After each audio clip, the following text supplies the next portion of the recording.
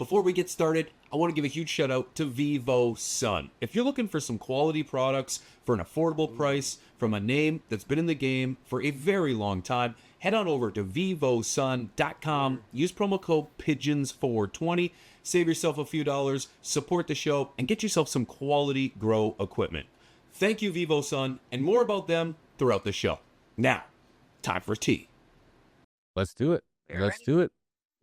Ladies and gentlemen, welcome back. We have Jake from Romulan Genetics joining us in studio today. Jake, how you doing, man? Doing good, brother. Thanks for having me. Absolute pleasure, man. I have seen the name Romulan Genetics for a minute. I've seen the you around on X for a minute, or Twitter for those that haven't moved over yet. Do you say X or Twitter? I'm still old school on that. I can't help but call it Twitter. I know, I'm the same way. I'm like, I try, but it just doesn't feel right because X stands for so many different things. Like I was on X the other night and you're like, oh wow, that must have been a wild night, eh? So yeah, it's a tough one, dude. It's a tough one.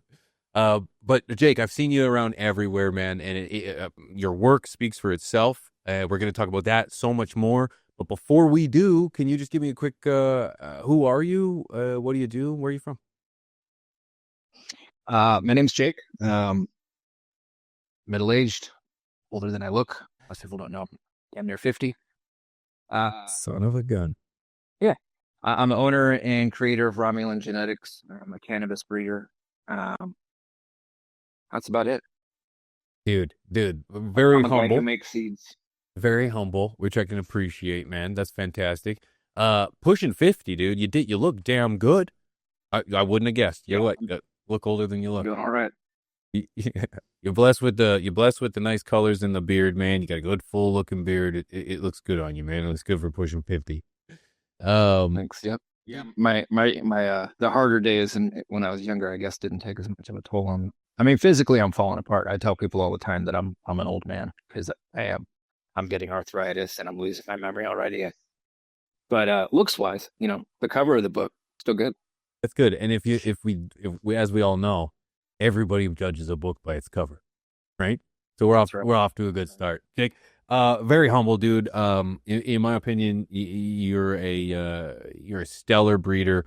You've done some pretty incredible things with Romulan Genetics, both in name and in genetics. And I want to dive into all of that. The name Romulan Genetics, how do you get that for anyone that doesn't know?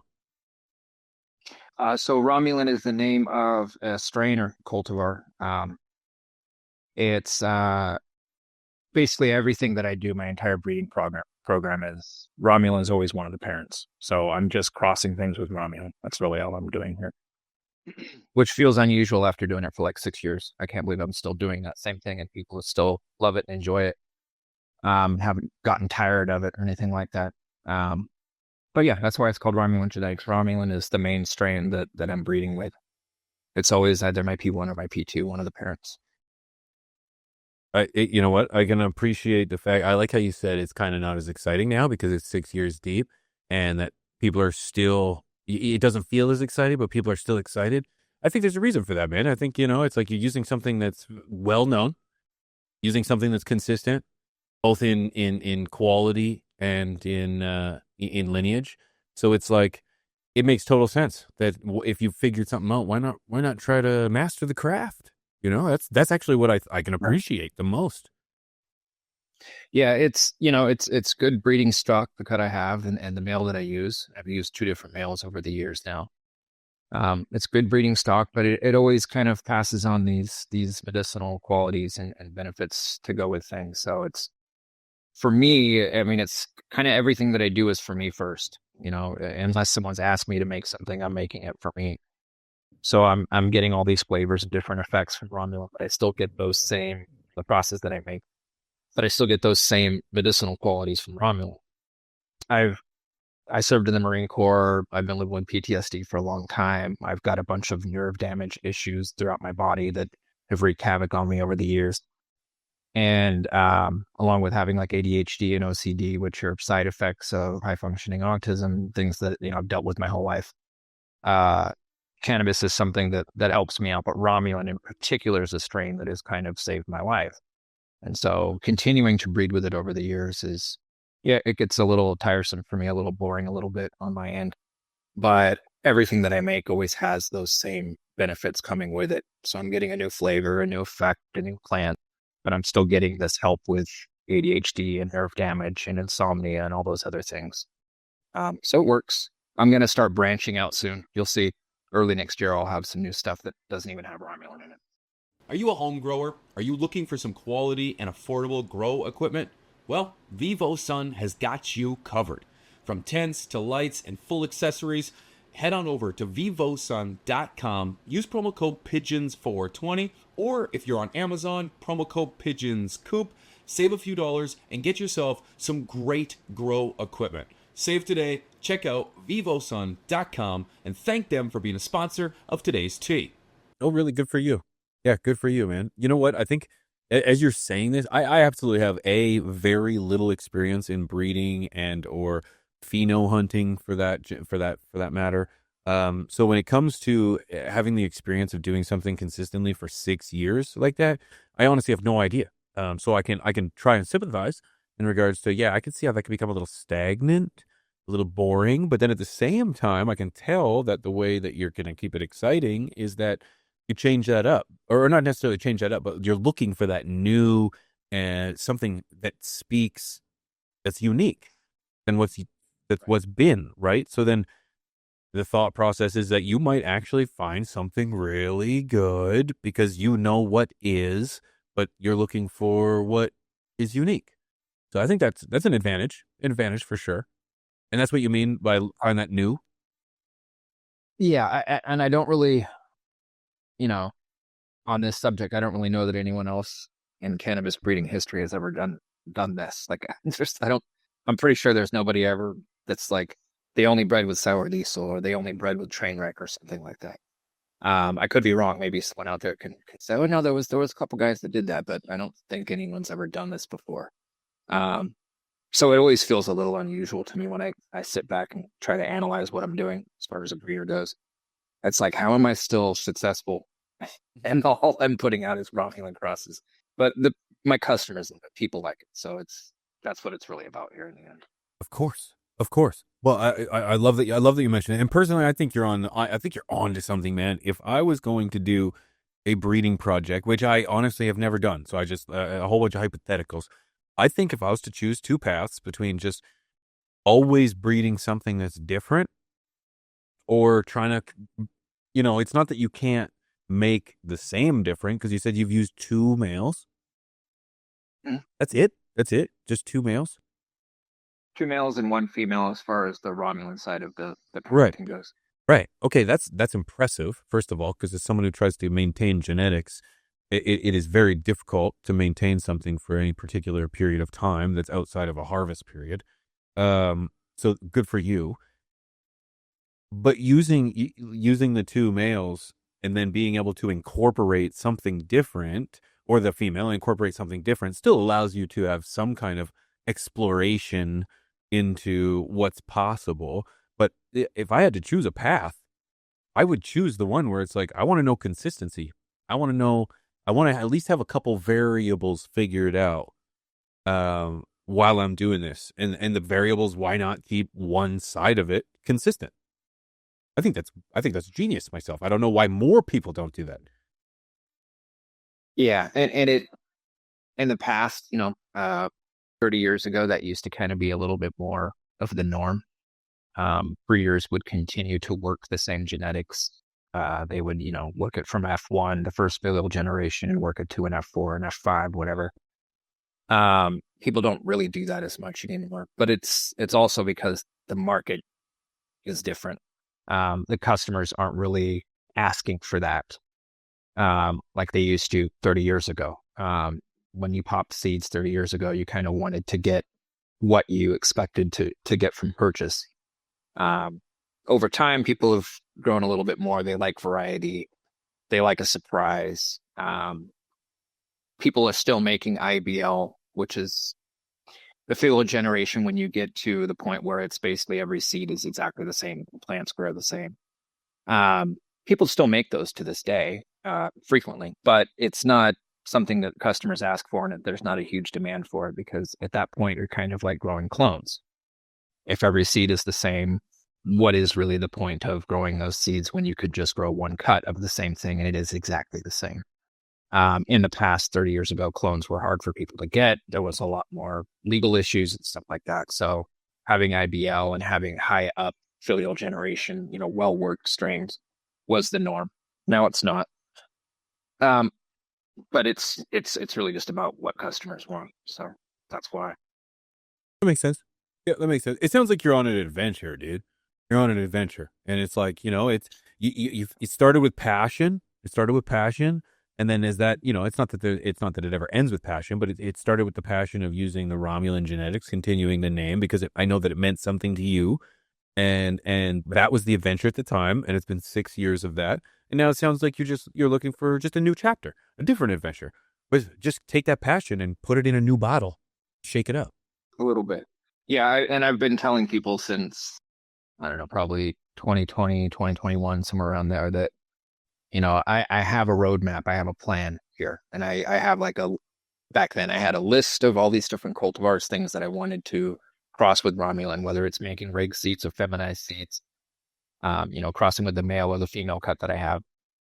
I wanted to kind of get through all of those, and I had this, because again, it's everything I'm doing, I'm making it for myself first and foremost. It's something that I want. And so I start off making that. But I had this list and I told everyone, when I get through that list, my plan is to kind of stop the Romulan cross with this, Romulan cross with that breeding, and still do that, but much more sporadically, much more rarely, and start breeding with things that are selections of mine from the crosses I've made. So I've made stuff like Communion and Rom Scotty and Pure Crush, and there's a few other things that have been really big hits. I'll take those selections and clone cuts that I have of those and start breeding with those as the main parent. And so that's a lot of what I'm going to do. But the first kind of step out that I'm going to do, I've already started it. I'm using Pure Kush, the Topanga Canyon cut, which is an old 90s legend cut.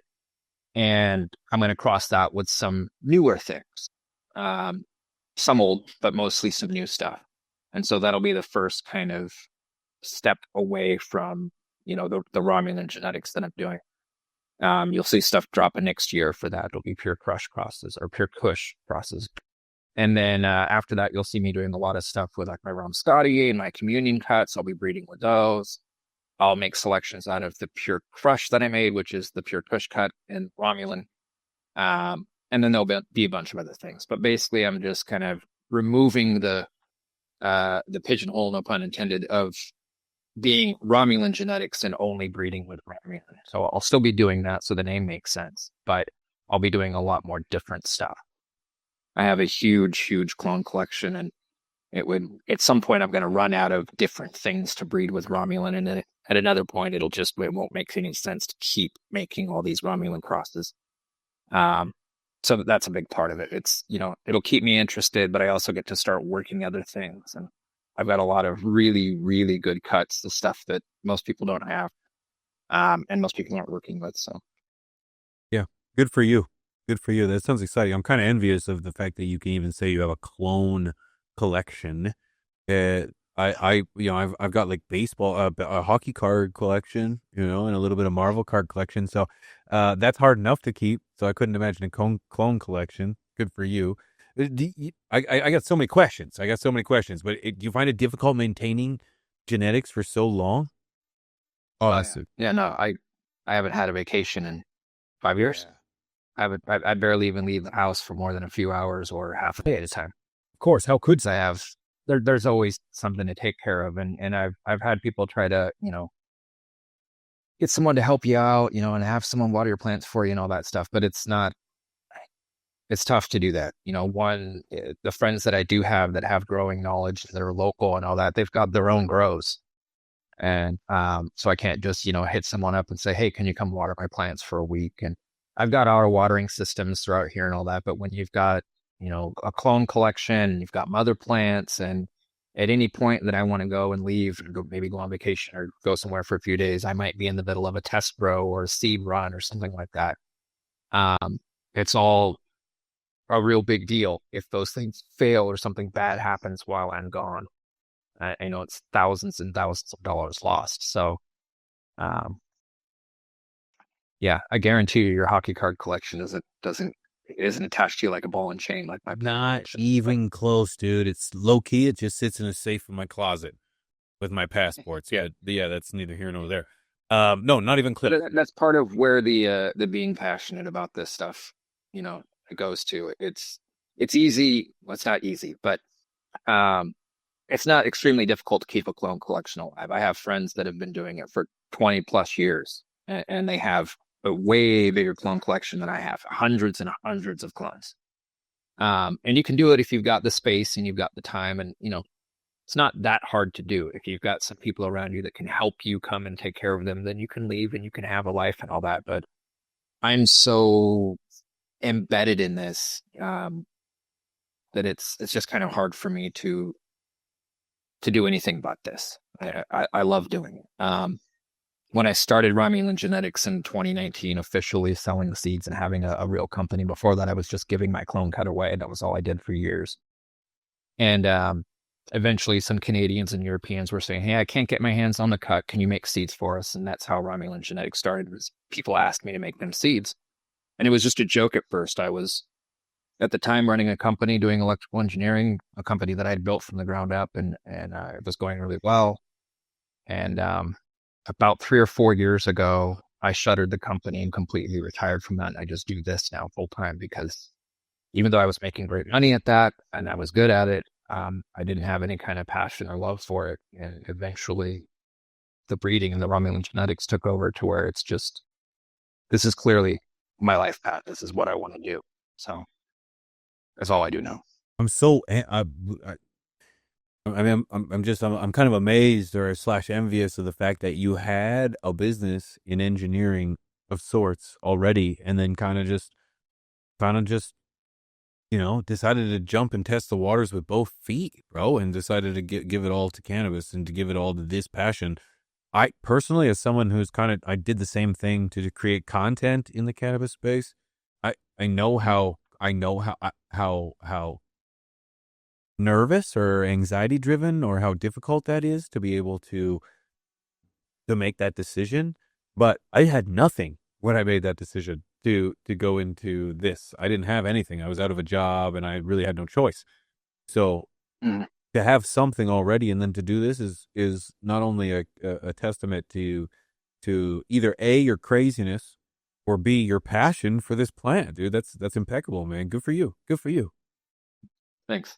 It's got to be equal parts both, I think. I think that's fair. Yeah. Yeah. And good for you for not denying it. You got to be a little crazy to be in the industry, as it is.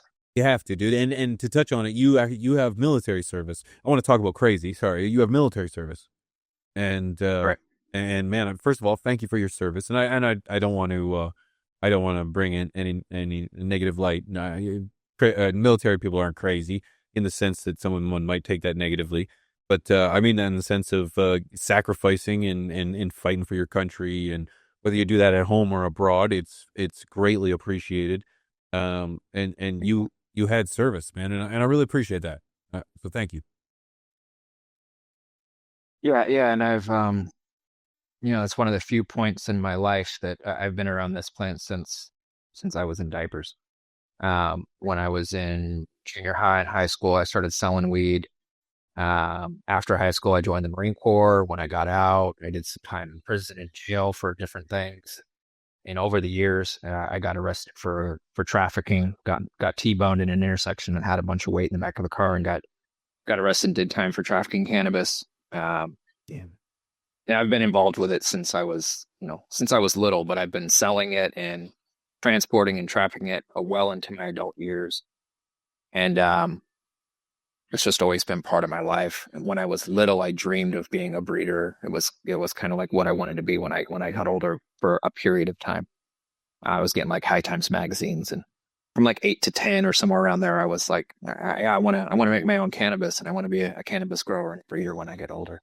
And then forgot about that dream for the most part until I got older. And then my pops passed away, and I ended up finding this cut in my hands, and I grew it out, shared some flour with friends, and everyone started kind of telling me, you gotta get this thing out there and spread it, around and pass it out to people. And I started giving it away, and it's just this thing that snowballed completely out of my control, where it went from I'm giving cuts away, and I gave a cut to this really big clone company here in California that was saying, charge us like 20 grand or more for the clone. And I said, nope, I'm going to give it to you for free. I want you to sell it people as cheap as possible and make as many clones as you can. Because I've got all these people that want to get their hands on it, and I can't ship it to that many people. I just can't. And it snowballed from that into, like I mentioned, the Canadians and the Europeans asking me to make seeds because they couldn't get the cut. And then once I made seeds for them, I thought, oh, I'm done. I can stop doing this. And then they all started coming back saying, it's some of the best I've ever grown. Make cross strains, please, please. And make feminized seeds. And it really just blew up. That's insane. I had no idea it was going to end up like this. Yeah, no kidding. No kidding. Especially to have your stuff international, bro. The fact that you have people across the pond and across the border asking for your cuts, that kind of speaks volumes. And not only just asking for the cuts, but then coming back for more. Because it's one thing to get rid of all your stuff, but then for them to come back and ask for more, that speaks volumes. Because I feel like in today's day and age, it's, they're referred to as pollen chuckers or whatever you want. I don't really want to put a term on it. I just think people have kind of understood that you can make a really quick buck from building up hype on a genetic and then selling that genetic. And then, you end up getting caught in where it's like, wow, this is good money. And then you just kind of just keep pushing seeds when it's like there's no real quality there. There's no variety. It's probably labeled as something that it's not. That's a pain in the ass is kind of understanding that you actually have something that is claimed to be. You, as I said that though, you mentioned that you have the Tropicana. What was the Kush that you said? Sorry, that line. Topanga Canyon Pure Kush. Pink Canyon? Is that what you said? Topanga Canyon. Oh, Topanga, like Boy Meets World. Boulevard in Malibu, a section of Malibu, California. Oh, okay. That makes way more sense. Okay, so that's what Topanga Canyon is an actual canyon in the Malibu area outside of Los Angeles, California. I'm glad you told me that. I had no idea, coming from the boonies of the prairies in Canada. Yeah, I actually grew up right around the time that was becoming popular and being passed around. I had some friends that were a little older, adults and stuff, that were able to get that pure Kush from that source at the time. And like years and years went by, and it was always something I thought of. It was one of the first strange cultivars that I ever smoked when I was younger. And I loved it. It was really, really, really potent stuff. And it ended up, I bumped into some guy in Alaska that sent me the cut, and then was able to kind of verify it over a period of time. And it's fantastic. It's really good. That's sweet. Yeah, that's pretty sweet. And it's exciting to know that that you have something that has a little bit of history to it. And it is what it is. That is what it is. That's kind of where I was getting at that. To kind of go back for a second, you said that like when you were young, you were checking out High Times, and that was the thing. What do you think of High Times getting a new owner? I'm sure you've heard about that. Josh Kesselman? Yeah, I think it's good. It's a good thing. I mean, I really don't know either way, but I know that the direction that High Times was heading for. It wasn't great. Any magazine publication these days, it's a difficult thing to do. Most of them have turned to where the content isn't really there, and it's just this big advertisement thing. Yeah. I don't know a whole lot about High Times other than some, brief interactions with them. I've been involved heavily with Skunk Magazine for a long time.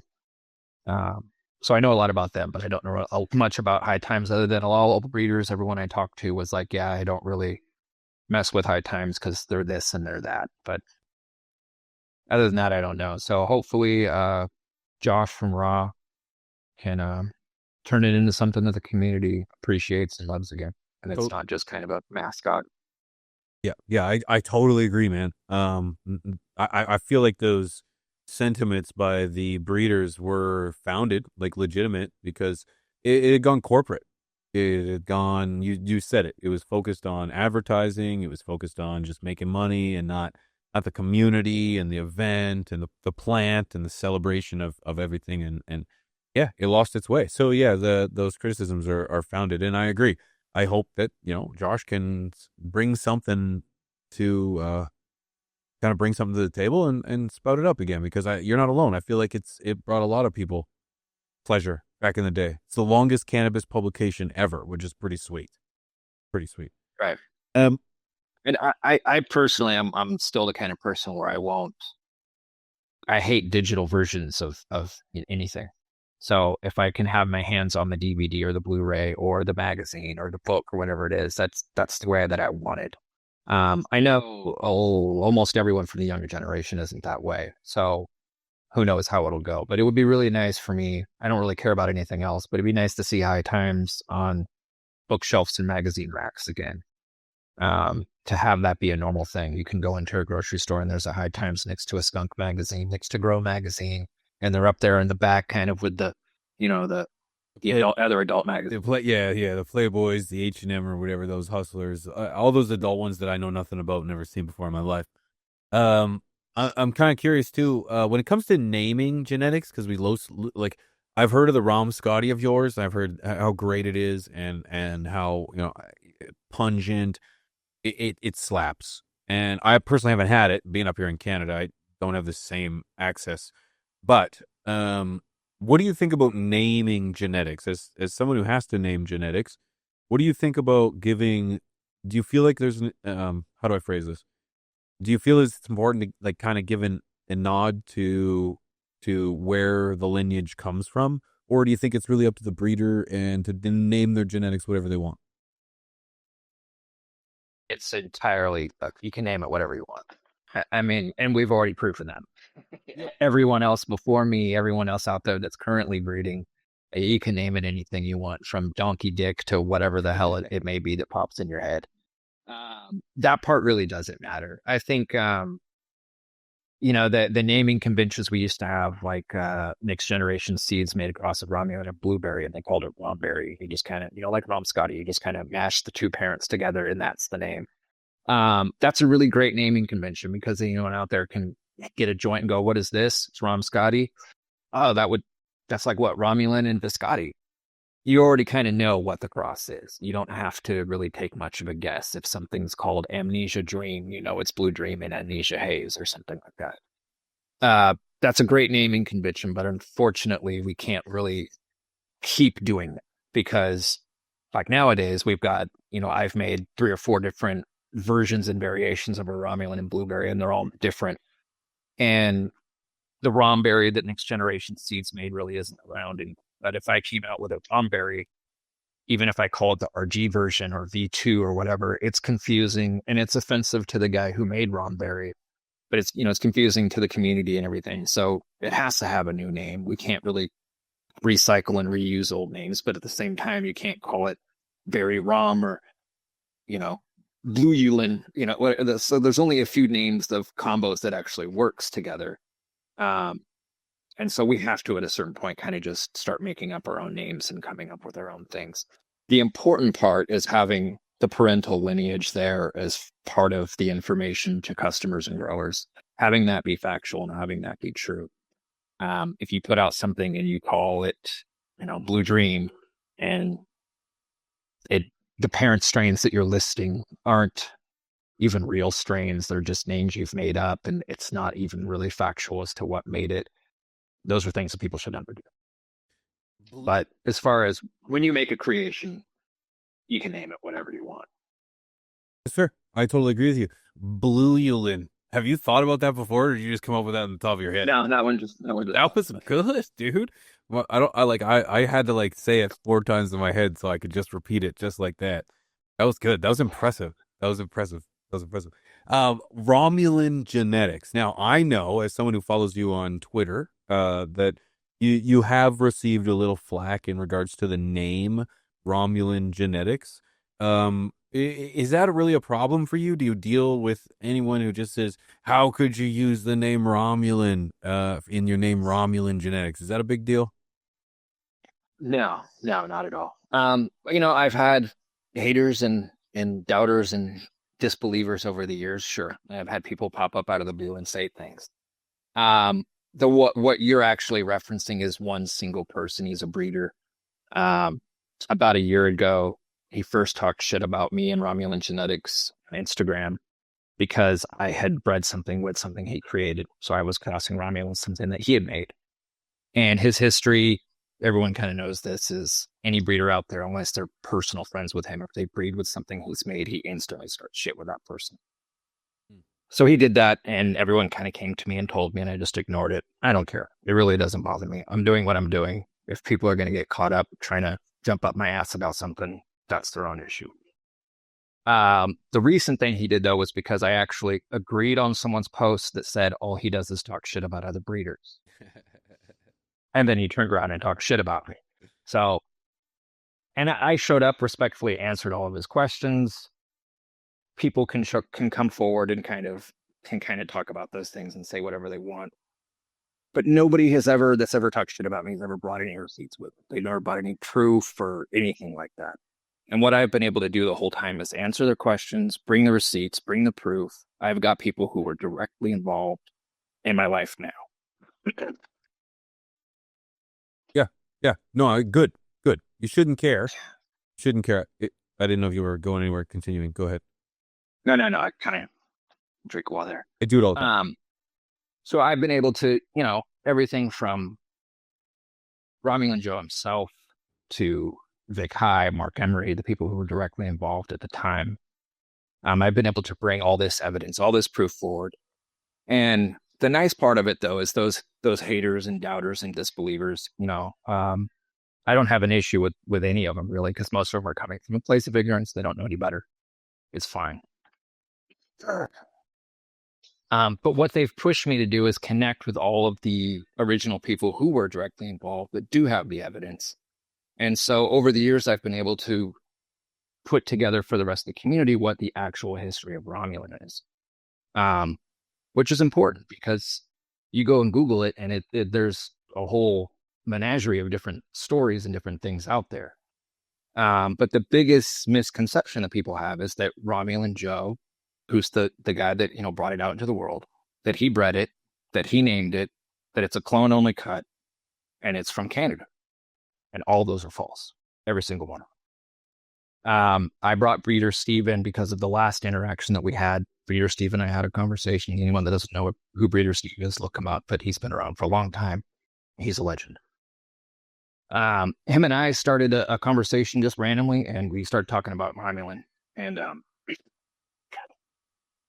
like I got something stuck in my throat. No, it's okay. Take your time. I take your time. And just as you take a sip, or maybe two, when I was referring to this, I wasn't given any troll or any shit talker credit. I actually was referring to a post that you made where you said the podcast is still available, where you sat down and you talked to somebody in a podcast on YouTube about it. Does that ring a bell or? I don't know. I mean, almost every podcast I've been on, I've discussed it, the history, the lineage. Yeah, this was different aspects of people either talking shit or something like that. Yeah, it was irrelevant, most of all, to who was saying it. It was more so about, I was just kind of curious in regards to just the name and if it was something that you regularly get flagged. But yeah, no, I the single. Well, it's actually this last recent thing that happened was the first time it's happened since like 2021. I mean, it's been years since anyone's really kind of stepped forward and tried to talk shit. And it's because of the way that I can answer all of those questions and the way that I can bring proof and evidence and people forward. I'm where I am right now because people vetted and vouched for and grew my cut and knew my story was true. I would have been blown out of the water in 2020. And I wouldn't be here if I was a fake or a fraud or had lied about any aspect of this story. But what's been a really cool part of what I was trying to explain about people who kind of step forward and they want to be haters or they want to talk shit or there's disbelievers, whatever, is that they have kind of pushed me to go and connect with all of the true evidence, the true people, the people who are really there, directly involved. And the last one was with Breeder Steve, where so Romulan Joe, his real name is Joe Slykerman. And when he left the industry, he went and worked for Breeder Steve for 8 years. They're personal friends, and they have been for a very long time. And what Steve was able to corroborate a couple things, but he brought forward a couple new pieces of information I didn't know. But that's what he corroborated was Joe said he never bred it. Um, and then there were some new pieces of information where he said Joe didn't actually even name it Romulan. That the people he was acquiring the cut from, because Vic High and Joe showed up about the same time with this plant, and they were the same. They both acquired it from people. And Joe said that, he got it from some dangerous people, didn't want to say who it was, but basically they were the ones who were calling it Romulan. So Joe didn't name it, we didn't breed it. And breeder Steve also said that cut had actually come up first from the States into the British Columbia, Vancouver area. And that wasn't something that I knew about. So it's been a really cool thing to have that. It's kind of been a pain in the ass to deal with people talking shit, because essentially what most of them are doing is saying, hey, your life story is a lie. And it's like, I don't know where you even think that could be remotely possible. I would have to be hiding what I'm doing from my friends and family completely, and allowing it to be public all at the same time. My mom knows what I'm doing. There's no fucking way my mom, being who she is, would allow me to be telling us that she would be on Instagram herself going, my son's fucking lying, if it was a lie. So it doesn't really make any sense, but people kind of come from a certain angle, or they just don't know, and they think what they've heard is the truth. And so they try to call you out, because there are a ton of people out there that are frauds and liars and scammers. But like I was saying earlier, I legitimately would not be where I am. No. There are a ton of examples of people that were frauds and liars and scammers over the years. There was this guy, I almost don't even want to say his name, because it's like Candyman. You say his name and he'll show up. Yeah, don't even. But don't even. Nope. He grew skunk, and he had a color in his name. I'll say that. Okay. In the name of his company. And everyone knows, except for his little tight-knit group of followers, that he's a fucking fraud. Full-blown liar. Now he makes genetics, though. He still sells seeds. It's a completely legitimate thing. But everything that he says about his background and the genetics he's working with, the original guy that grew them came forward and said he was like his protege. So there's all this evidence that he's a complete liar. Now, he's still around, like, on the internet. You can find him on Instagram and stuff, but he's not functioning at all properly as a breeder or someone selling seeds, because he was completely called out by the community over and over and over again. You can't be at the level that I'm at and be full of shit. You just can't. No, you're right. Because you get caught. You get caught repeatedly, and you keep getting caught over and over again. So, yeah. It's hilarious, but yeah, you're right. But it's the really nice side effect is people pushing have been able to help me pinpoint down from all these other different people what the true history of Romulan is, and it's a wonderful, beautiful history. It's a lot better than if you Google it and you see it's some VC thing crossed with a blue indica in California, and it doesn't make any sense at all. Or other people's belief that this guy Joe showed up that bred it, and it was only clone cut back in the early 90s. Which doesn't really make any sense at all, and they just disappeared. The real history is a lot better. It's for Korean war vets from Canada brought home seeds in the late 50s, and a collective of people bred on it for over 20 years. And then 10 years after they stopped breeding on it, it found its popularity in the community. And because a guy got a cut called Romulan showed up with it, and everyone else fell in love with it. And it, one way or another, has stuck around since then. So it's a really cool story. It's probably one of the first modern bred strains that we have. I love to hear that, man. And you're absolutely right. The truth is way better than fiction. It always is. It always is. And the thing is one thing to take into consideration is to touch on the fact that you're still here, and the fact that your story continues, is that, yeah, truth is what it's everlasting. It seems, it's what it can stand the test of time. Whereas we've seen these trolls, we've seen these naysayers, we've seen these people come and they go.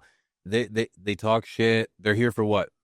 At most, I can get a troll to be consistent for like a month, and then they're gone. The ship sails, and then harvest happens, and we move on. And so it's like to give it any limelight. I like that you can use it for your adventure too, to figure out, to kind of, check the sources too at the same time, to kind of look into it. Like what I find too is that, it's very difficult to actually hear out a troll. It's only text messages. And I shouldn't say troll. I mean someone who's commenting, because sometimes I take a legitimate critical or a constructive criticism comment as being someone being an asshole. And I immediately can just turn them off. I can turn, and they weren't. They're actually, in fact, a huge fan. They've watched it for a very long time, and they just know, here, Pigeons, you slipped here, and this, I noticed it, and I'm here because I'm calling you out because I actually appreciate you. And so it's hard to sense that in text sometimes. And yeah, sometimes I can kind of get to that position where I think everyone's just hating on me. And sometimes it's like, no, you just got your hater glasses on, and you're not willing to actually listen to what's being said. Yeah. I think that's a really important thing. I've talked about this privately with friends before, but it's, in my opinion, it's like the only downfall of haters or anything like that, trolls, is that if they're not an issue in and of themselves whatsoever at all. In fact, usually they're pretty funny and they're great. The problem is when you kind of get, left and right, you're dealing with that, and then someone shows up and you treat them exactly, you smack them upside the face, and you're like, get out of here. And they weren't that, so that's really the only downfall of trolling and hating and things like that. People who, the cannabis industry has its, a huge share of people who just talk shit to each other, and it's totally unnecessary and we don't need it. But people do it all the time for no reason. I mean, I had a guy this morning try to start an argument with me that I was not going to get baited in on about the Harrison Narcotics Tax Act of 1914. Of all things to argue about. Good God.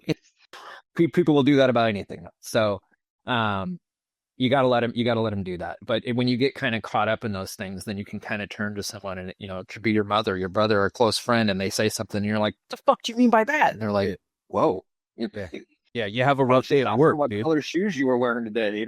Right? That's it. I've done it. Now, my wife and I have been together for forever, and the thing is that she'll when it comes to like studio or the show or something, yeah, I could be sensitive sometimes. And yeah, it's nothing no different than like having a rough day at work and you're all upset and you're kind of just stressed out and you come home, and then unfortunately, who do you take it out on? So it's important to be able to like, yeah. I never actually thought about that too, because I talk about comments all the time, man. And I find that you often it's green, green, green, green, green. Everything's positive, green, green, green. And then, it's red. The red stands out. You see the red amongst the green so much easier. And then it's easier to just hone in on it and be like, it's negative, when in fact, 95% of your comments, your community, your inner circle are throwing you positive. It could be overbearing. But anyways, it doesn't matter. Let's not give the haters any taters. I think I like the idea, that you don't give a shit about how people name their genetics.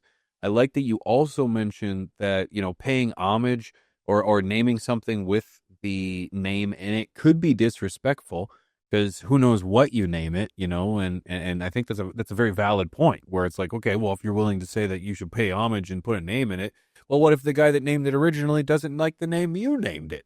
So I didn't even think about that. So that's definitely something to consider. That's a fair point. There are a lot of people, past and present breeders, who don't really like people working with their stuff. I'm not in that gene pool, I guess, for lack of a better way to explain it. I love it when people breed with my shit. That to me, that's the ultimate thing. Especially the breeders out there who are like Tony Green's Tortured Beans, and Green Wolf Genetics, and Jordan of the Islands, guys who went and bred with my stuff on their own and did really great work with it. To me, that's the highest honor. There really isn't anything better as far as like industry accolades or anything like that goes. And those are always kind of like unspoken things too. It's each one of those breeders came to me and said, "Hey, do you mind first?" And I said, "Oh, how about it? Please have fun." And then eventually, like a year or two later, it happens and it comes out, and it's, there's like nothing else. I just kind of stumble upon it one day. Oh, they finally came out with those. It's not like I'm getting anything out of it, but I love it. I absolutely love it. No, that's good, man. And you know what? In my opinion, if you don't want your genetics being used in other projects, don't put them out, dude. Come on. Right. The reality is that that's gonna happen.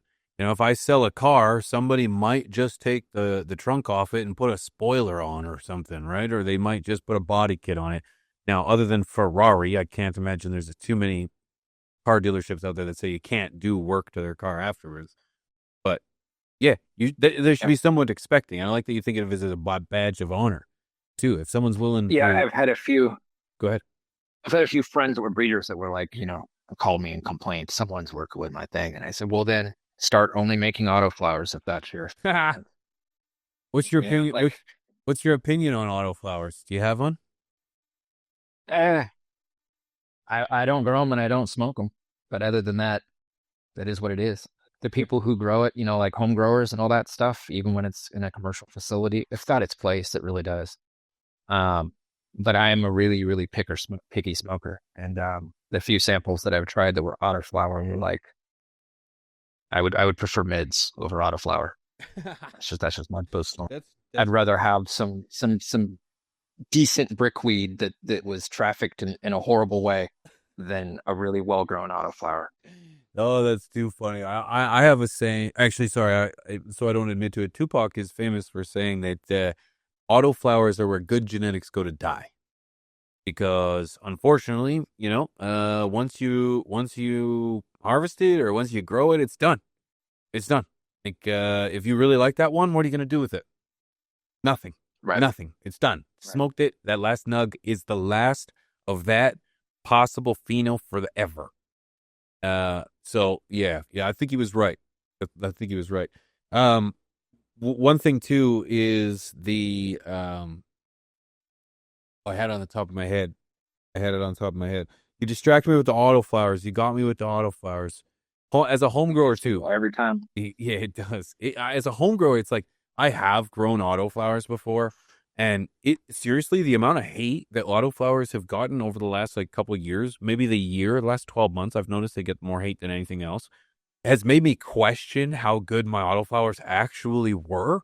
Because I've told people I've grown them many times, and I've said they're, other than the fact that you can't, there's no control. I think they're great for beginners if you're just learning how to grow weed and you don't want to invest anything. You just kind of want to get one tent or a windowsill and you just want it to go. Then yeah, autoflower is great for that. Great for that. You don't have to know anything. And people who grow autoflowers hate that I say that because they're like, no, pigeons. If you stunt an autoflower, it's gonna. Yeah. So To grow an autoflower at a high level, it is far more difficult than traditional photoperiod cannabis. It is. But that's also the other side of autoflowers, that most people who grow autoflowers are not growing them at a high level. They're setting them out on a porch or they're in their bedroom as a buffer crop. And that's about it. Yes. I don't see any brand out there with a legal dispensary saying we're pumping out autoflower, and people love it and we're winning cups with it. And that's just not happening. That's it. Yeah. Until that starts happening. But before anyone, and they've already left, if they're watching this Here live, comes they already the left hate. minutes ago, Yeah. and they're already sending me the DM. Yeah, here it comes. And they missed this part that I'm about to say right now. Which they did. I have not tried an autoflower in about 5 years. So don't hate me okay. for making the statement of I don't personally like them. I haven't tried one in a long time. And I've heard from people who breed with them. James Law, we were talking about him earlier. He breeds with them and stuff. And he was telling me, no, they've come a long way and they're a lot better. So they probably are. But I personally, my stance still stays the way it was back then. I have no need for them. Doesn't make any sense to me, an autoflower thing. If someone came to me and said, hey, I have this great nug, you want to smoke it? I'd be like, yep, let me smoke it. If they said, hey, I have this great autoflower nug, you want to smoke it? I'd go, nope. So it just makes me laugh inside because, yeah, as someone who has been within the last 5 years, I have grown on it. They have come a long way. There are people that are doing some magnificent things with autos. You got Mephisto Genetics, 420 Fast Buds. and not just the breeders, the people with Now, all of them. training autos, the people training autos right now and actually growing them are doing so in incredible ways. So, it smokes fine. I'll tell you, it smokes fine, man. If you had two buds and I told you one was an autoflower and one was a regular one, you would have no idea. That's the reality today. Back then, no, I totally agree with you. They were underbred, they were underutilized, and I feel like today they're in a position where they can compete. They compete in the Autoflower Cup against the autoflowers, and they do just fine. They do just fine. Yeah, I feel like back then everything was 30 to 50% or more lowrider, the particular cultivar lowrider, and my impressions. I don't really remember the smoke much, but I just remember getting a lot of anxiety, heart racing from, and they weren't sativa strains of these autoflowers that I was smoking, and it was like everything kind of brought that attribute with it, where it was just I felt not at peace. I'm smoking weed to calm down, relax, whatever, interact with my friends, and it's like I like too much medication in my heart. My chest is not happy with it. That's fair. So that was my impressions of it back in the day. I'm sure it's fine now, so don't hate me because I personally don't like it. Yeah, those messages are coming, dude. Those messages are coming. Right now. Yeah, I'll have to answer to people. it is what it is. Yeah, we deal There'll with be it. some guy that'd be like, I've been growing autoflowers for over 30 plus years. Yep. Yeah, and I'll have to answer that. Yep, show it to Dave Baker. I one thing I'm curious too is when you're pheno hunting for anything in particular, what stands out above everything else? Because you see everything from seedling to harvest, like to smoke. When you're pheno hunting, what are you looking for? What is the number one thing that stands out that it's like, if anything else was bad, this is the thing I need? It's always the smoke at the end. Yeah. Always. Because I do my pheno hunting exactly the same way for everything. It starts as a seedling. I'm already pulling things out as seedlings. And I have this whole little kind of SOP where it's basically, I'm only taking the things that are rooting faster, growing faster than all of the other things. Clone well, all that stuff. So as seedlings, I'll pop, say 100 seeds for a pheno hunt, even though I only want to hunt through 10 or 20 total plants. I'll pop 100 seeds, whatever the number actually is. It'll always be a lot more seeds than what I'm actually going to drop. And then I'll look at those seedlings as they all have little tap roots, and the ones that have a 3 to 4 inch long tap root coming out of it, those are the ones that I select out. Everything else that's the average, basically, where they're all just, quarter inch, half inch tap roots coming out of this, they get tossed. And then the same thing happens when I'm taking cuts of all those, the 20 plants. I veg them out a little bit until they're just big enough to take cuts, and I take cuts off of everything. The ones that basically the average, they're all starting to have nubs and roots, and there'll be 3 or 4 in there that will have full roots coming out, and they're ready to be transplanted. Everything else gets tossed. I'll take those 3 or 4. And I just keep doing that until I only have winners all across the board before I've even flowered them. So whatever I'm going to select for at the end, it doesn't matter if I like the way this plant looks and it's super pretty, or I like, the bud structure on that one, whatever. They all are kind of in the same group. There isn't one that's going to outperform the other one until you get to harvest time and meet the flower. And so that's the only thing that matters to me. At harvest time, if I smoke it and it knocks my fucking socks off and the other things are just kind of decent or taste okay, then that the one I'm selecting is the one that's like, holy shit, that jar is getting emptied first all day long. I don't select for this one tastes crazy. I will never do that. If I find something that tastes, smells like pistachios or something and nothing else does, I don't care. If it smokes really great and it smells like pistachios, then cool. That's probably going to be the one I select. But it's all about the end product when it comes time to smoke it, because nobody is staring at the plant while they're smoking a joint. There's no way for them to, have that. I was in the grow room and I saw the plant experience. All you're doing is smoking a joint at that concert or wherever it is that you're at. So that's all that matters to me. The look of the plant, the trichome coverage, all those things are secondary. That's fair, dude. That's great, man. And I think it's very interesting that you mentioned that it starts as early as the tap root, dude. the tap root. It's like you could have the Godzilla of all Godzilla smokes in there, but if it ain't got no tail on it, boy, it ain't getting their attention. I think that's very interesting. I'm actually very similar in regards to the training style. For me, as a home grower, I would like a plant that exploits the space that it's in because of restrictions, because of whatever plant counts, and so on and so forth. I would like for me, if it's tall and lanky, get out of here. It might end up being good smoke, but if it doesn't pass steps 1, 2, and 3, I'll never know. And you're kind of the same way. If it doesn't have a good tail, and if it doesn't make, then it ain't gonna make it, regardless The way I look at it is if it didn't have a very good chance to survive in nature, there's no point in me sifting through it. right, right. That makes total sense. Yeah, that makes total sense. Yeah, that makes total sense. Good for you. Good for you. Your story with cannabis goes back very early, to your childhood. I know you were very close with your dad, which I'm envious of, and rest in peace. And he's the reason that you've kind of taken the Romulan adventure, correct? Yep, Can exactly. you touch on that a little bit? Yeah, Dad was he was a huge drug dealer. Uh, growing up before I was born, all that. If you've ever seen the movie Blow with Johnny Depp, it's the story of George Jung. My dad was like a miniature George Jung. He wasn't nearly as big as George was. He didn't blow it up with a Coke like George did. But Dad did eventually sell cocaine, LSD, pills. He was involved with the Hells Angels up and down the entire West Coast.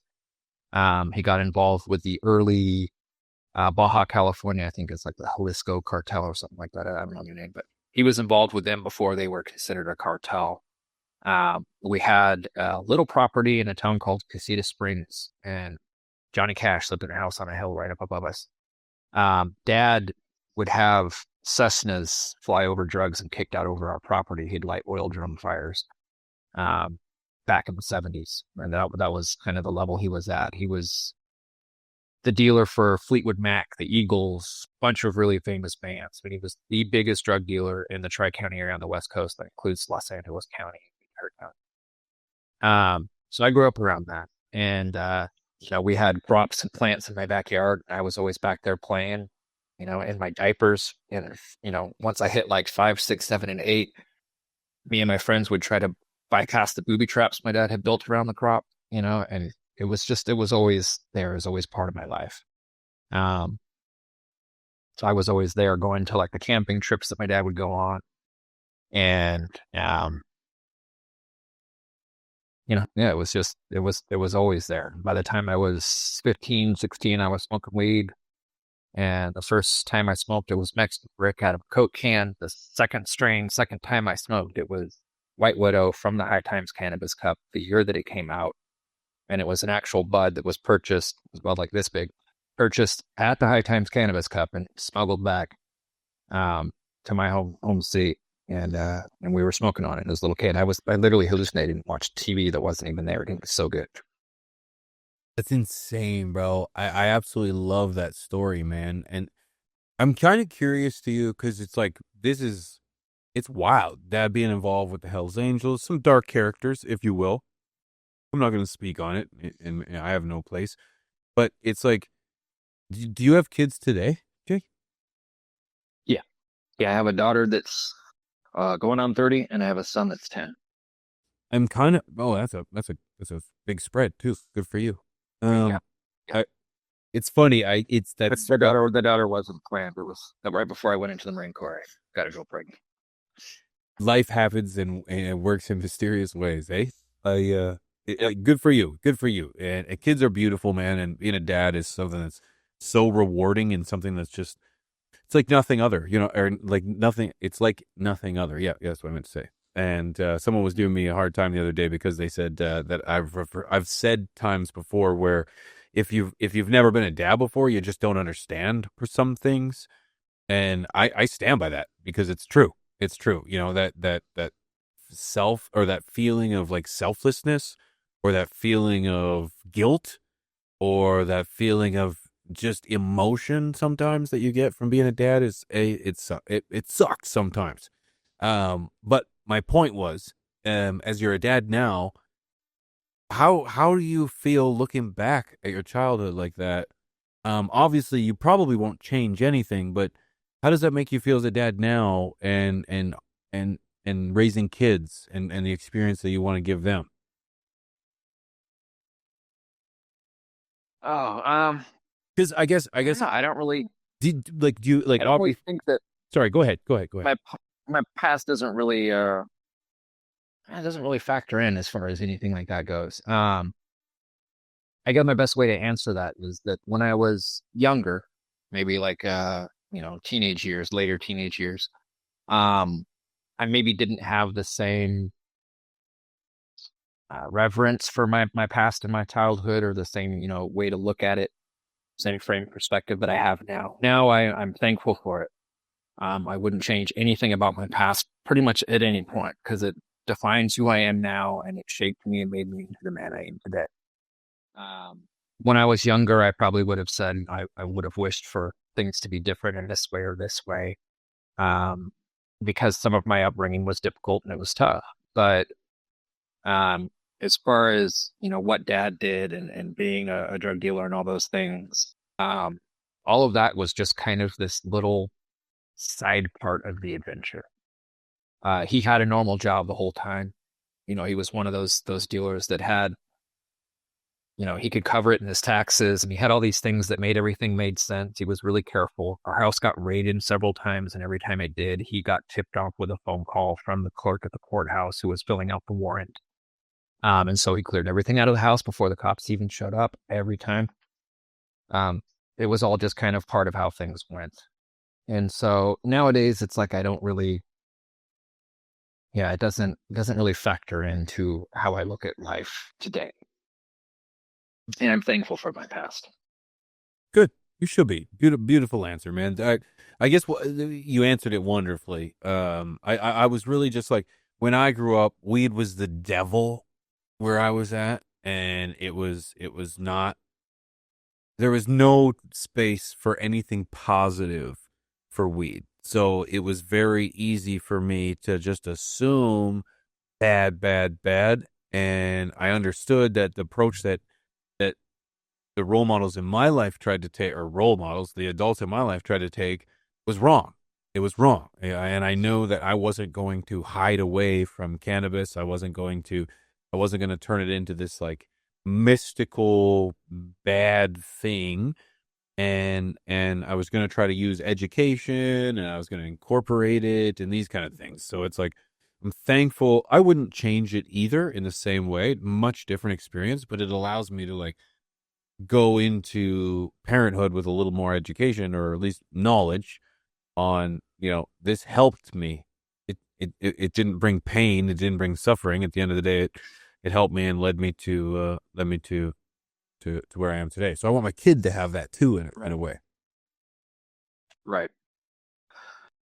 Yeah, and uh, you know, my son has a much different life at 10 now than I had when I was 10. I mean, it's not even, you can't even compare the two. I mean, my son's got the internet on a phone in his hand Right. all the time.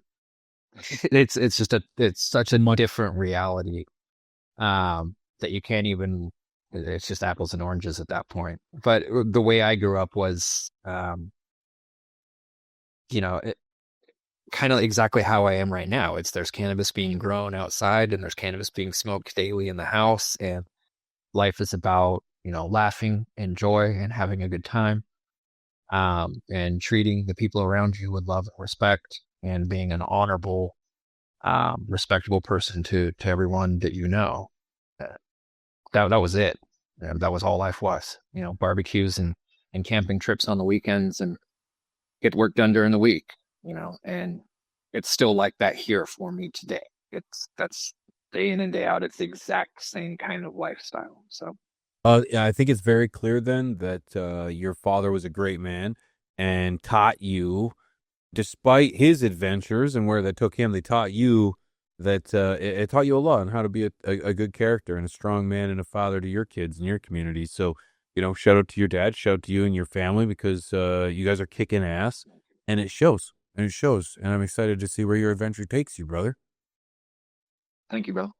I appreciate Um, that. um, Jake, if there was anyone that wanted to reach out to you or have a conversation or get hands some of your stuff, I got to be careful what I say on YouTube, and I started to say it as I had held off.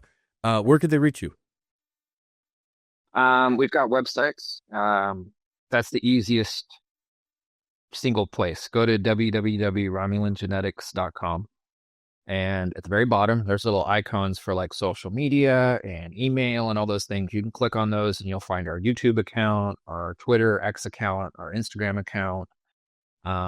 We've got a Discord up, like you have a Discord. It's an open invitation. It's right there at the top of our homepage on our website. You can go and join the Discord at any point. And we've got our official testers group is in there. We've got our public testers are in there, and then plus just a bunch of other random people that are similar customers, similar. And it's a great little place to hang out. But we've got that. I mean, and I'm open for communication in any venue. So you can send me a DM on X. You can send me a DM on Instagram. If you send me something and I don't reply, send a comment and say, hey, I sent you a DM, because sometimes I don't get those notifications. I don't even get those DMs. Email always works too. You can always get a hold of us through that. Our seeds are carried at about 20 different seed banks, and our website has direct links to all those seed bank partners that we have. Some of them aren't even listed, but you'll see like some older seed banks that don't really carry the new stuff. So we've got like about 25 seed banks out there, but there's 20 listed on our site. Some are in Europe, some ship international. Most of them are here in the States. We sell directly from our website, and so been doing it for a long time. I've put seeds in just about every country in the world at this point. That's got to feel pretty good. That's got to feel great. It is quite an accomplishment. It, I haven't sent anything to North Korea yet. yeah, you can hold out, I guess, a little bit longer, I guess, right? No rush. I'm not trying to get put on a terror watch list. Yeah, no rush, dude. I encourage people to check you out, man. Your genetics are outstanding, but for those that don't know, your photography is also quite spectacular, and the pictures that you're taking are exquisite. So, Jake, hats off to you. Thank you very much for joining me. I encourage people to check you out, and I can't wait to have this conversation again, brother. Yeah, same. Thanks for having me, both of you. Absolutely. Thanks to everyone who watched this. Thank you, man. Thank you. Stick around for a half sec. Guys, we'll be right back after this.